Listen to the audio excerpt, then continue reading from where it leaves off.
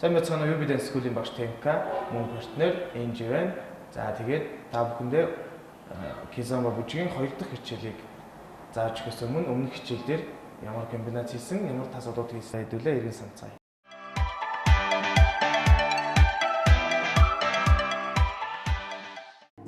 За эхний хөдөлгөөн маань basic 1 баруун зөөлнөөс ээлжиж алхахмууд байгаа.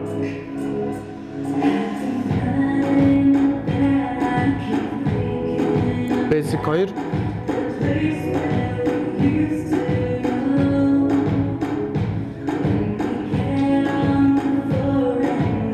одоо ингээд basic 3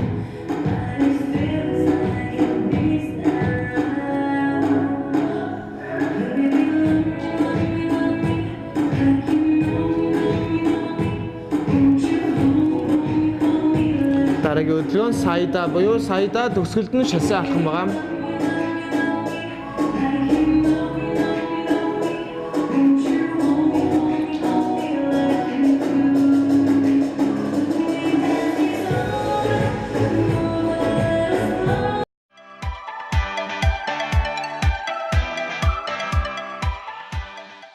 За тэгэхээр түрүүчийн хичээл дээр ямар хөдөлгөөнүүдийг давтаж үзснээ сайн саналаа. Тэгээд одоо өнөөдрийнхөө хичээлд орцгоё. За тэгэхээр энэ дараагийн хөдөлгөөн маань бие бинийгээ мэдрэх мөн аяны цохилтон дээр алхах ийм дасгал байгаа. За эрэгтэй зүүн хөлнөөс эмэгтэй баруун хөлнөөс алхлаа 1 2 3 4 буцаад 5 6 7 8 1 2 3 4 5 6 7 8. За тухайн тоолж байгаа тоо болгон дээр алхам болгон дээр биеийн жинг гүйц чилжүүлсэн байх шаардлагатай. За биеийн жинг гүйц чилжүүлнэ гэхээр алхсан хөл рүүгээ бүх жин очино. Үлдэж байгаа хөл маань ямар ч жингүү үлдэх байх ёстой гэсэн үг. За мөн дараагийн хөлнөөс алхъя. Үлдэж байгаа хөл маань жин байхгүй. Хөл сул байх ёстой гэсэн үг. 3 4 буцаад арагшаа 1 2 3 4. За тэгэхээр бидний алхмыг алхахдаа үндсэн барилдаараа барьсан байгаа учраас хитрхи том алхаж болохгүйг сайн анхаараарай. Хитрхи том алхвал эмэгтэйгийн хөл дээр гიშх магадлалтай. Тэгэхээр мэдрээд маш их жижигнэр мөн эмэгтэйгийнхээ хооронд барьсан байгаа зайг эмэгтэйгийн хөлийг мэдрээд алхах нэ гэсэн үг. За энэ алхам маань ямар зорилготой, ямар учиртай алхам бэ гэхээр үндсэн барилдаараа барьчин, мөн аяныхаа темп, аяны цохилтон дээр алхах, мөн бие биенийхээ алхмын хэмжээг мэдрэх, бие биенийхээ барьсан байгаа энэ гараараа бие биендээ хүрсэн байгаа энэ хэсгүүдийн хооронд мэдрэх ёстой гэсэн үг. Зүгээр учиргүй дөрөв ийм алхам байхгүй гэсэн үг. Маш удаанаар аяныхын темпэнд дөрөв алхаад буцаад дөрөв алхах ёстой гэсэн үг. За энэ алхмын чиглэл нь яаж чиглэлээ сольж болно гэсэн үг.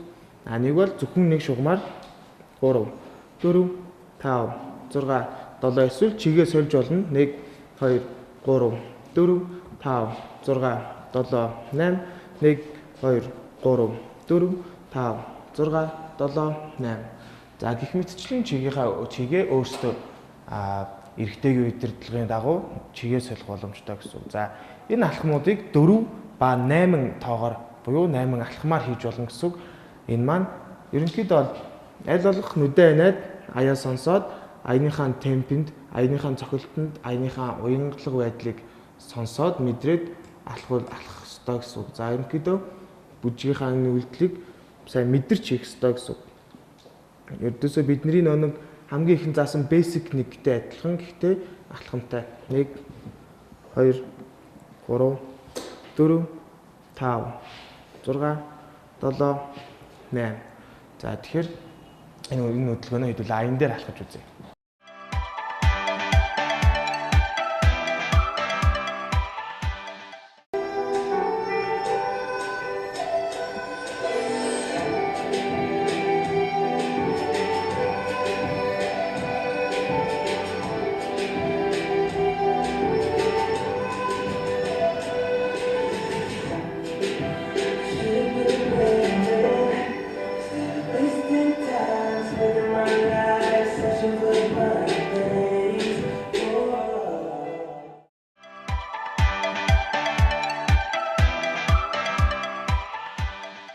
За ерөнхийдөө сая бид хоёр удаан аян дээр хийж үзүүлээ буюу удаан темпэн дээр алхаж үзүүлээ. Одоо хурдан темпэн дээр гэсэн үг.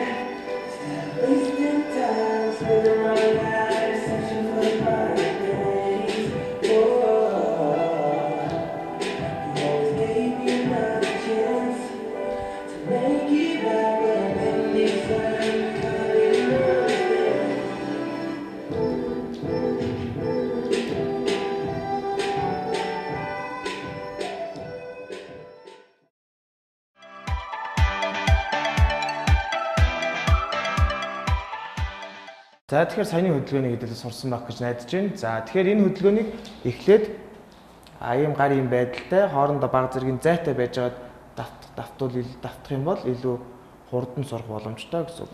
1 2 3 4 5 6 7 8 1 2 3 4 5 6 7 8. За ингэсний дараагаар мэдээж ингэж барьж байгаа хооронд энэ гарын хоёр гарын хооронд янз бүрийн ийм ойртох, холдох ийм зайны тухайд ийм холдох ойртох зүйл байхгүйгээр гараа баг зэрэг чангалаад хоорондох зайгаа алдахгүйгээр явах хэрэгтэй гэсэн. Үүний дараа 3 4 үүний дараа үндсэн барилт дээр бариад явбал илүү би энэ үйлдэлийг бие биенийхээ мэдэрсэн байж ах хэрэгтэй гэсэн. За ингээд хэдүүлээ хоёр дахь хөдөлгөөн рүү гаръя.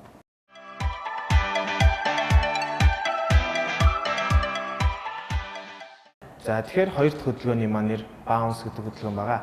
За эрэгтэй зөв хөлнөөс эмэгтэй бар хөлнөөс хажуудын шаалхам. Хажуудын шаалгаад алхсан хөл ардуураа. Алхан дахиад эсрэг талдаа 2 3 4 1 2 3 4 1 2 3 4 5 6 7 8 1 2 3 4 5 6 7 8. За энэ хөдөлгөөнийг хосоор эрэхтэй ардуураа биш урдуураа хийдэг байгаа. За дахиад явлаа. 1 2 3 4 5 6 7 8 1 2 3 4 5 6 7 8. За зөв.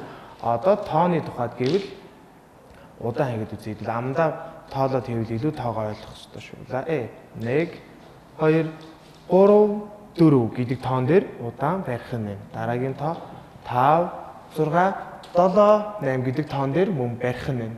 Дахиад алхаад үзье. 1 2 урдуураа 3 4 5 6 7 8 1 2 3 4 5 6 7 8. За тэгэхээр энэ хөдөлгөөнийг эхлээд ганцаараа хийж гүйцэтгэсний дараа партнертойгоо хийж гүйцэтгэвэл илүү хурдан сурах боломжтой. Мөн эрэгтэйгийн зүүн хөл эмэгтэйгийн баруун хөлнөөс хажууг ялхна. 1 2 3 4 5 6 7 8 1 2 3 4 5 6 7 8. Эдгээр алхмуудыг хийж явахдаа мөн их том алхах шаардлагагүй анхаараарай. 1 2 3 4 5 6 7 8. За тэгэхээр түрүүн хэлсэнчлэн өмнөх хөдөлгөөнөөр хэлсэнчлэн гарыг эхлээд хөдөлгөөнөө буюу алхмаа сурахдаа ингээ бариад сурчих юм бол илүү амар байх болно. За дахиад нэг удаа давтаад үзье. Эрэгтэй зөв хөлнөөс эмэгтэй бар хөлнөөс 1 эхлээд алхам дараа нь эргэж эхлэх байгаа шүү. Алхам эргэж эхэлнэ. Эргэж эхлэхийн тулд эрэгтэй цээжээ эргүүлээд эмэгтэйгээ баг зэрэг эргүүлнэ гэсэн үг. Түүнээс бусдаар эмэгтэй өөрөө дур мэдэж ирэхгүй гэсэн үг. Заавал эрэгтэйгийн удирдлагаар ирэх ёстой гэсэн үг.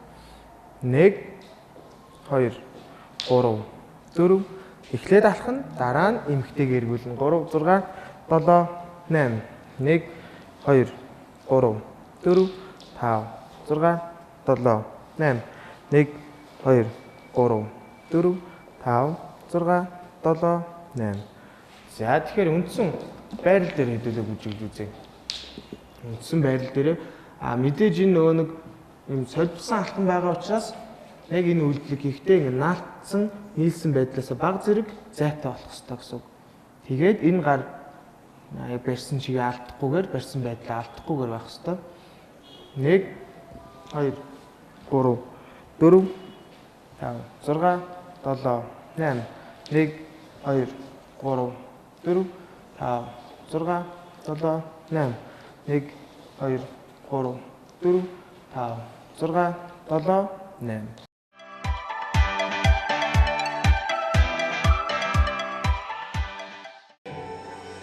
За одоо хэдүүл аятайгаа бүжиглж үзье.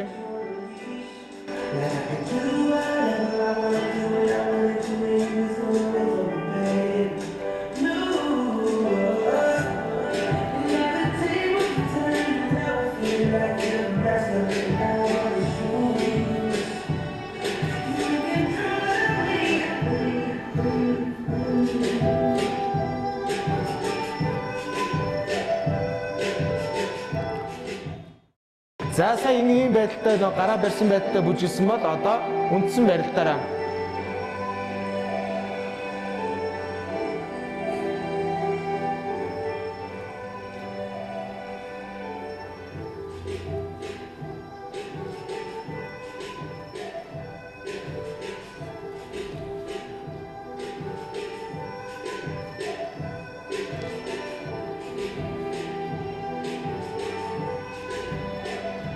дахиад нэг тавтыг.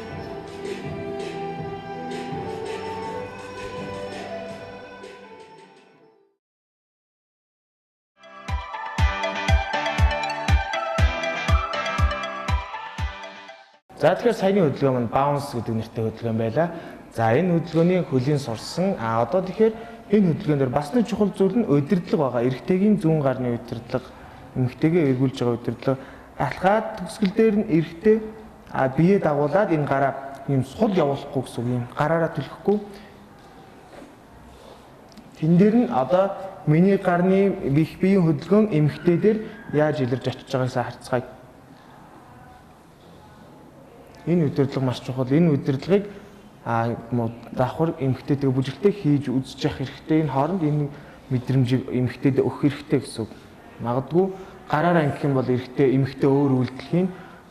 Би гар хоёроо ингэж чанга барих хэрэгтэй гэсэн үг. Нөгөө талдаа энэ гараа эргүүлээд буцаагаад баг зэрэг татаад нөгөө нэг баруун гараар барьсан байгаа учраас баруун гараа баг зэрэг цээжтэйгээ цууршаага эргүүлчихнэ гэсэн үг. Ингээд эмэгтэйгээ хийх үйлдэлийн тодорхой өөрөөр хэлбэл үйлдэлээрээ удирдлагаар заагаад өгчнө гэсэн үг. За дахиад нэг удаан давтъя.